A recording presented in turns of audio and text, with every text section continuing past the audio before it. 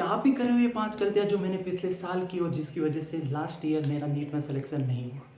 कौन सी है ये 5 गलतियाँ? और अगर इन 5 गलतियों में से एक भी गलती अगर आप कर रहे हो तो भूल जाना कि नीट 2027 में आपका सिलेक्शन होगा। सो कौन सी है ये 5 गलतियाँ? आइए बात करते हैं इस वीडियो में। Let's start. Mistake number first, आप ये सोचते हो ना कि सिर्फ पढ़ने से सिलेक्शन हो जाए, नहीं होता। ज़्यादा से ज़्यादा आपको टेस्ट देने पड़ेंगे। नीट 2025 में लिटरली मैं एग्ज़ाम हॉल में बैठने से पहले मुझे ओमार का जीरो नॉलेज था। मुझे पता ही नहीं था कि एग्ज़ाम हॉल का प्रेशर क्या होता है, जब तक आपने पहले फील नहीं किया। सो मैंने ये गलती की। आप ये गलती बिल्कुल मत दोहराना। आपको कम से कम, क्योंकि नेक्स्ट ईयर सीबीटी मोड आने वाला है। सो बहुत सारे बच्चे पढ़ेंगे, अच्छा पढ़ेंगे, कंसेप्ट अच्छे होंगे, लेकिन एग्जाम हॉल प्रेशर में पैनिक करेंगे। पहली बार कंप्यूटर बेस्ड आ रहा है तो बहुत सारे बच्चों को पहले एक्सपीरियंस ही नहीं, उन्हें ओमार का ही एक्सपीरियंस।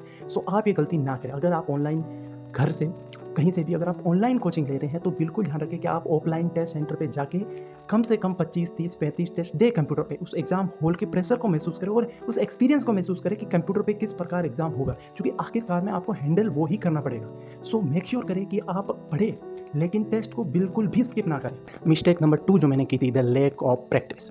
आपको बहुत ज़्यादा प्रैक्टिस करनी। फिजिक्स में भर भर के न्यूमेरिकल्स, केमिस्ट्री में भी numericals, even organic, inorganic as well as physical chemistry. Biology में सिर्फ एनसीईआरटी पढ़ने से नहीं होगा। हाँ, एनसीईआरटी इज़ द बाइबिल, लेकिन आप मल्टीपल टाइम्स पढ़ सकते हो बायोलॉजी को, तभी चीज़ें आपको याद रहेगी। मैंने एटलीस्ट 15 टाइम्स पढ़ी थी, आप भी 15-20 टाइम्स पढ़ सकते हो। लेकिन the main thing is the question practice, जो 2025 में मेरी बिल्कुल भी नहीं। 2026 में मैंने for biology MTC finger tip as well as chemistry के लिए भी मैंने एमटीसी फिंगर टिप पूरी सॉल्व की। एंड फिजिक्स के लिए DC Pandey as well as SC Verma मैंने 11th की सॉल्व की थी। 12th में मैंने नोट से कवर किया था। सो आप ये मेक श्योर करें कि क्वेश्चन प्रैक्टिस आपकी बहुत ज़्यादा होनी चाहिए, क्योंकि नेक्स्ट ईयर सीबीटी मोड है। शिफ्ट में पेपर होगा, कई दिन पेपर होगा, तो हो सकता है जिस शिफ्ट में आप दे रहे हो सो उसमें फिजिक्स हार्ड है, कभी केमिस्ट्री हार्ड है, किसी शिफ्ट में, किसी में बायोलॉजी।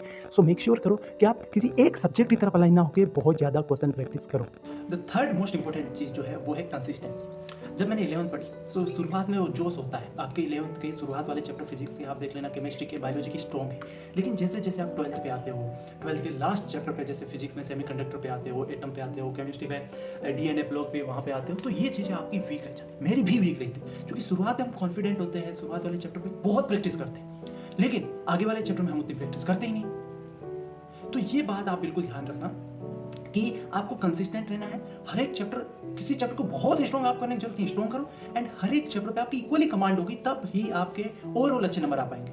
अच्छा, द फोर्थ मोस्ट इंपॉर्टेंट चीज जो मैंने गलती की थी, आप मत करना, वो है focus on only one subject. ऐसा आपको नहीं करना है। मैंने शुरुआत में सिर्फ एक ही चीज पे, जैसे केमिस्ट्री में ऑर्गेनिक, फिजिकल केमिस्ट्री में मेरा बहुत अच्छा फोकस था, इनऑर्गेनिक मेरी वीक है।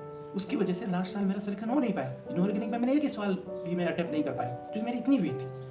लेकिन इस साल मैंने अपनी इनऑर्गेनिक एक सारे सब्जेक्ट को इक्वल वेटेज दिया, और खासकर वो सब्जेक्ट ज़्यादा पढ़ो जो आपका वीक है, ना कि आपका जिसमें ज़्यादा इंटरेस्ट है। वो तो आप कभी भी पढ़ लोगे, लेकिन जो सब्जेक्ट आपका वीक है, जिसमें आपका इंटरेस्ट नहीं है, उससे ज़्यादा समय दो, तभी आप ओवरऑल इंप्रूव कर पाओगे।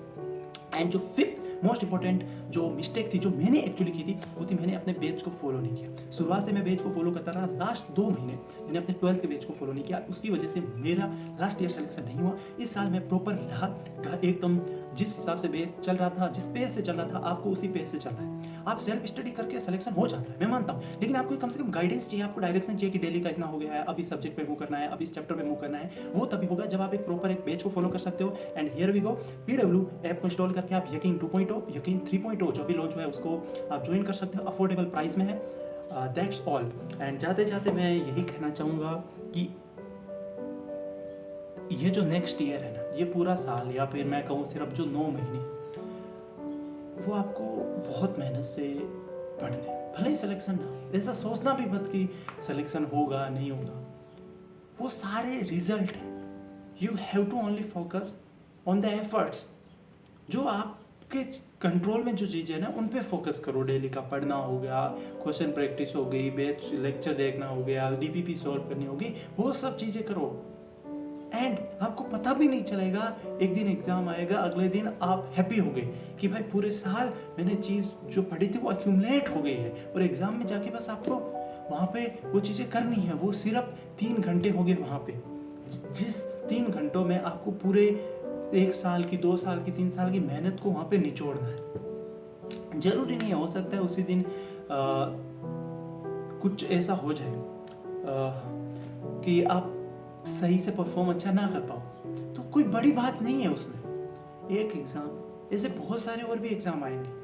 फ्री रहो, मस्त रहो, पढ़ाई ऐसे ही की जाती है यार। And that's all. अगर आपने मेरे चैनल को सब्सक्राइब नहीं किया है, सब्सक्राइब कर लो भाई। क्या कर रहे हो, नए नए वीडियो आने वाले हैं, मज़ा आने वाला है, सब्सक्राइब कर दो। बाय।